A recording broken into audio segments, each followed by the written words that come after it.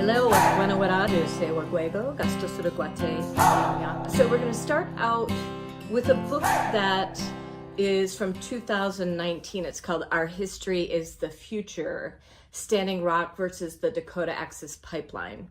And it's published by Verso Books, and it's by Nick Estes, who is Lakota. He's a citizen of Oceti-Sakowin and a historian.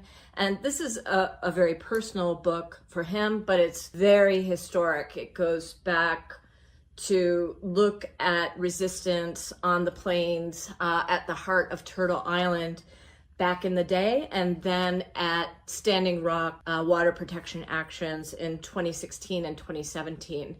And any of you who know me know that I was a part of those protection actions and made a bunch of films out there and did, Facebook Lives. And it was such an important engagement. There are protests all over the world brought by Indigenous people. That one was especially important because it brought people in, it brought Sami people in, it brought Maori people in, and it reminded us as Indigenous people who we are and who the other Indigenous nations are.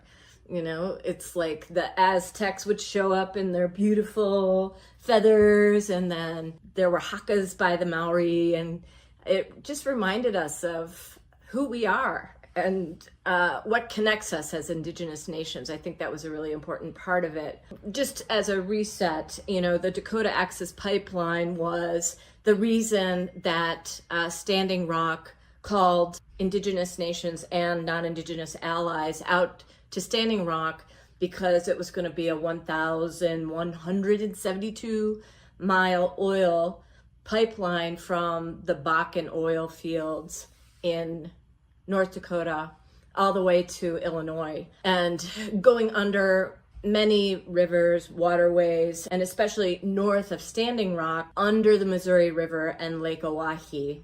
So that is a dammed part of the Missouri River. And that pipeline had been set to go north of Bismarck, which is about, I'm guessing 20 miles north of Standing Rock, which is, one of the biggest cities in North Dakota. And the people of Bismarck said, no way, that's going to contaminate our water. So we're not going to do it. So they were pushing it through on the Indigenous people. Unfortunately, that is a history, and that is a reality all over. So this book tracks the history of Standing Rock and describes what happened out there, but also this history of resistance and protest out on the plains. We had the buffalo slaughter out there, and there were many wars that happened out there. If you look at our latest Auntie's Dandelion podcast, Rebecca Kemble and I, who also helped me produce our Standing Rock documentary, remember our auntie, Jermaine Tremmel, who was from Standing Rock. We sat with her as she was passing on to the next world. And we had such engagement with her when we were out there. And she described to us that there were floods, like when Standing Rock would not comply with what the federal government was doing out there with the dams, which they did all over North America, and everywhere. They would flood the land, and they did threaten that on us as protesters, water protectors, who were there to try to stop this pipeline from coming through. Just a really seminal moment in my own life. What I love about the Nick Estes book is that it would be so easy, and it has been very easy, for people to examine this water protection action from a very violent perspective, because there was so much violence. There's no way you can leave out the violence when you're telling that story. But he does so much more. It's about the history of resistance. It's about the history of this group of people that were so full of ceremony and teachings and strength that they've been around. They've been doing this. And so our history is also our future. They're still at it. And like I said, this was an act of sovereignty as much as it was an act of protecting that water. The other thing that happened out there was that when Standing Rock would identify historic and traditional sites and ceremonial sites so that the pipeline would not bust through those, that's exactly what the pipeline would do. So they're like, why should we identify where this is? They came in a very cruel way. There was a lot of cruelty and a lot of violence that was out there. So, in thinking about the way that we tell stories in Indigenous country, what I saw out at Standing Rock is people always wanted to see the feathers. They always wanted to see Indigenous people as like the poors, right? They couldn't almost hear, they couldn't get in their ears this story that Indigenous people were leading. Indigenous people had this wisdom. Indigenous people were rising. That was something that is so not part of, and I'm talking about like New York Times reporters. They couldn't get it. They couldn't get it. And it's because, there's an enormous amount of propaganda about Indigenous people and keeping us in that place. People like to be like, oh, I helped them. It's like, no, that's not really what happened. So the other reason that I wanted to bring this to you now, I just read it and I had put it off since, 2019. I knew of this book for a long time and I really was like, I can't do it. It's too triggering. I know, I kind of knew, so never do that. I kind of was like, oh, I know what this is going to be. It's going to be people getting arrested. It's all the sadness. It's all the cruelty. It is not that. It is this really responsible historical account of how the Lakota, Dakota, Nakota people on the plains, this is what they do, and they have done it well and successfully. And also, one of the most beautiful things, and this is what I've said since Standing Rock, is that he describes, this gathering.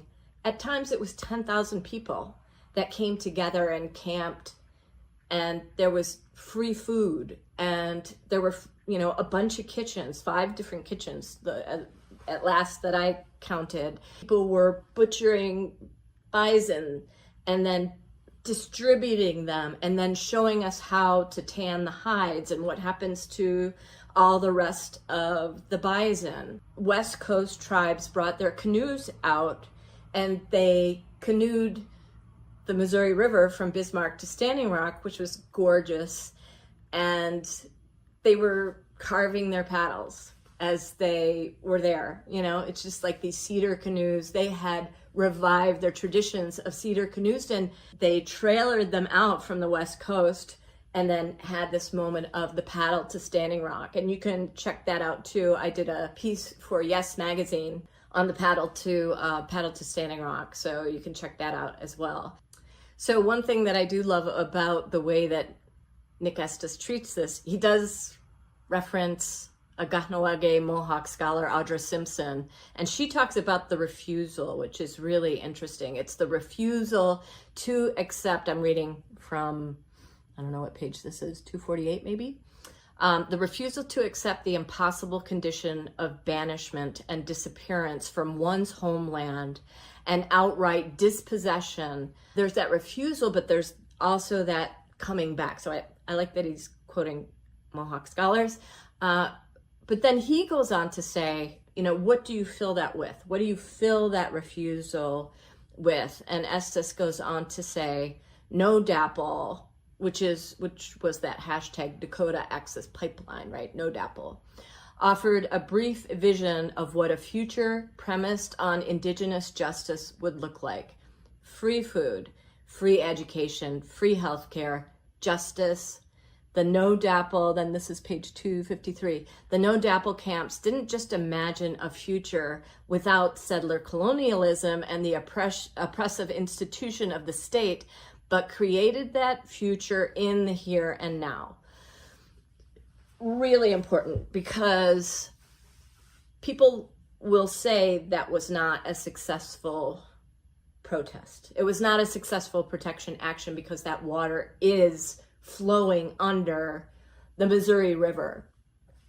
It's still in play though, because in 2025, the environmental impact statement is still being engaged and will go to a higher court through the Army Corps of Engineers. Those lawsuits are not finished, even though that oil has been running.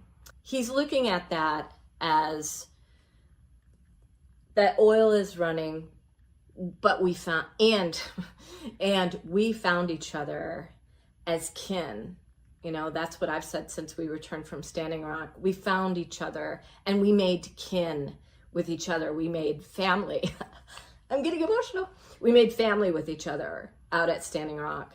And those relationships continue, and it has shored all of us up. The people that I met out at Standing Rock, the people that you'll see in our film, The Eagle and the Condor, from Standing Rock with Love, that Rebecca Campbell and I put together. And we focus on ceremony. You know, how does ceremony shore up your ways of protecting land and water? How do those things affect each other, right? Yeah, sure, you can say the oil is running, but what happened is what Nick Estes is so good at doing is realizing they had the most amazing porta potties out at Standing Rock, you know, and we would be there and see trucks of salmon come in from the West Coast. The canoe tribes were gifting the salmon.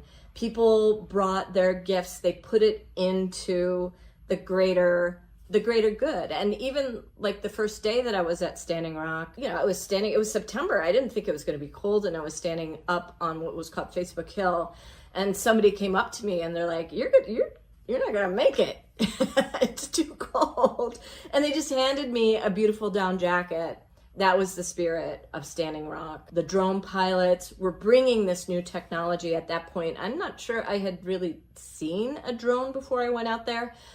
They were rolling out that technology, and that was so important to track the course of the pipeline. So just a remarkable take. And Nick Estes, good for you. You know, because it's such a more complete description of who we are as Indigenous people, how we can live together without this overlay of the overculture of, you know, capitalism, blah, blah, blah. It can happen because we made it happen out there. We just appreciate you so much. We just have loved being part of the Anti-Dandelion and bringing you these stories of Indigenous change makers. So stay in touch, come back, and give us your feedback. Love you guys. Bye-bye.